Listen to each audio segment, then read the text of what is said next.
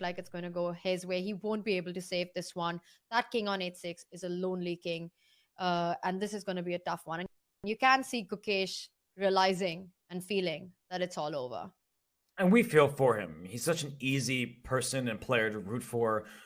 Always working very hard at the board and behind the scenes. He has a team behind him.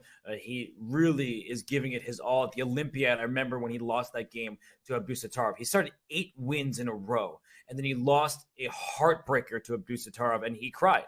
He cried. There are photos of it, and I don't want to bring up a sad memory for him, but he also was able to rebound. And it's not like it broke him. It was a tough result in a match that could have gone his team's way. It was a game that just got away from him down the stretch, nerves and stress. But he is here, and he may be losing his first 2 games against Ding Liren and Anish Giri. But any player in the world can lose those first 2 games to those 2 opponents. So he needs to keep his head held high. I know you were talking about this, Tanya, that the last stretch of 2022 was not what he was hoping for. He didn't continue going up the rating ladder, but that's not the end of the world. He is so young. He's the youngest player in this field. It's his first time in this environment. He'll be okay. He'll be okay, but not for right now. Handshakes, and that is it. Gukesh realizes that he can't save this position. We see the 2 players on the board. Anish with a fantastic game, a fantastic win.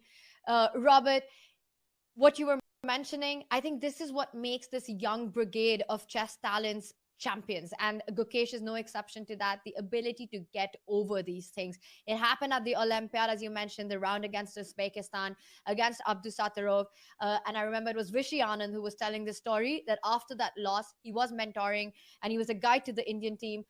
He actually would need their help and need his help and his support. He went to see them, but the kids were just busy playing table tennis after that match. They were upset, of course, but it didn't take them long to realize that, you know what, it's fine, it's happened, we've got to get back to the board the next day. And this is what we see right now. Of course, super disappointed with the way the game has gone, but sportsmanship. He sits down to analyze, because what is important for these youngsters is also to learn from these losses and to come out stronger from them.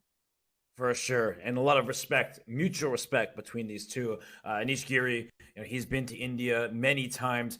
He did that match against Vidit. I was there for it, and the atmosphere was fantastic. It was superb. Over 1,000 people came to it. So Anish, he is a huge friend to the Indian scene. And Gukesh, I mean, these 2 players know each other. They will know each other a lot better, say, a few years from now when they get more games against each other. But now it's Anish who's happy. The Dutchman goes to 1.5 out of 2. He drew with black against 5 out of Caruana. He gets the job done with white against Gukesh now. And it's so interesting to see that the 2 players are so involved and invested in analyzing this crazy tactical sequence, and the arbiter's like, no, you guys got to move on. There are other games going on. Hurry up, sign the score sheet. And Anish and Gukesh just don't care. They continue analyzing the game. They continue analyzing the sequence of moves, and the arbiter there forcing them to call it a day. Yes, get out of the playing hall. There are other people playing. Shh.